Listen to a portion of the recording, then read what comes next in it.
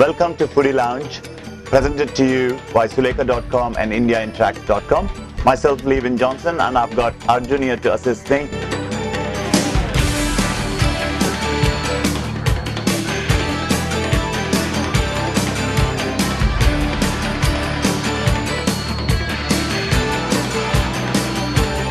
Today's recipe is Chappala Pulusu, and it's a favorite fish dish which comes from Andhra Pradesh. I'm just quickly going to run through the ingredients here. Sear fish, which is around 200 grams, refined oil 50 ml, whole red chili 5 grams, mustard seeds 5 grams, jeera 5 grams, fenugreek 4 grams, peeled garlic 6 grams, chopped onions 40 grams, turmeric powder 8 grams, red chili powder 20 grams, coriander powder 15 grams, salt to taste, tamarind pulp around 20 ml, ginger garlic paste, which is just used for marination, and you have lemon juice and just fresh coriander leaves to garnish. Fresh tomato puree, we might need another 50 ml of it.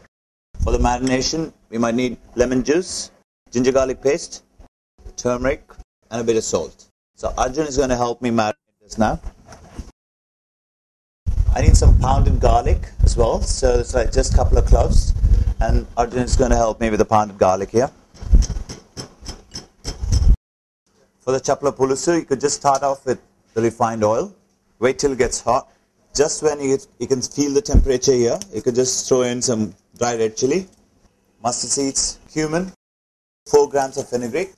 Got to make sure it doesn't, fenugreek, got to be very careful with how much you put in. It might end up making your dish bitter. So please stick to the recipe. Then the pounded garlic, chopped onions.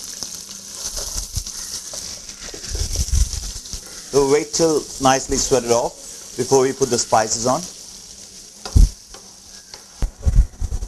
Just when the onions are half cooked, put in some turmeric powder, red chili powder 20 grams, coriander powder 15 grams. Make sure you do this on a slow flame, just to make sure the ground spices don't get burnt, and constant stirring is a must.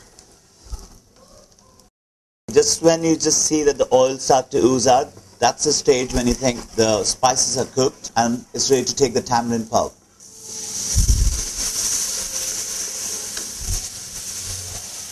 Constant stirring alongside, and you got to wait till the tamarind pulp is cooked. At this stage again, as the oil starts to ooze out, the tomato puree is ready to go in.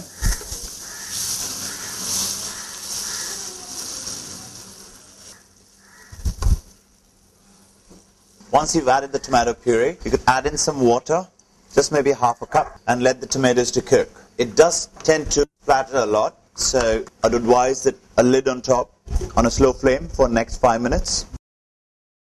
The lid has been on for almost 5 minutes now.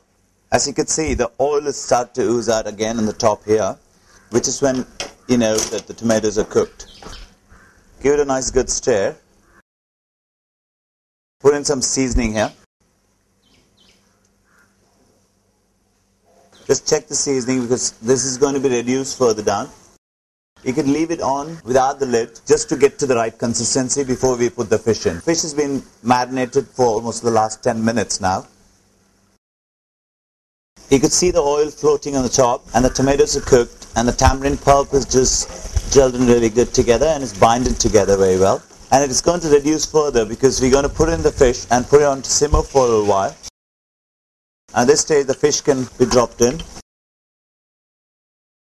So be very careful with the fish so that it doesn't break, which is why we got into a 1-inch cube here. And just let the gravy just soak in. You can reduce the flame and put the lid on for the next 5 minutes. It's been simmering for the last 5 minutes now. All you could do in the meanwhile, just carefully just tilt the fish so it doesn't break, and one good stir. And which is why it's very important to have a round bottom pan, so you could move the pieces nicely without breaking it. Another trick in here is when you serve it, you got to take the fish pieces out first without just randomly dropping it into the bowl. It is going to be a bit sour because of the tamarind pulp that we've used, and Chappala Pulusu is meant to be a bit sour. And Chappala Pulusu is ready to be served.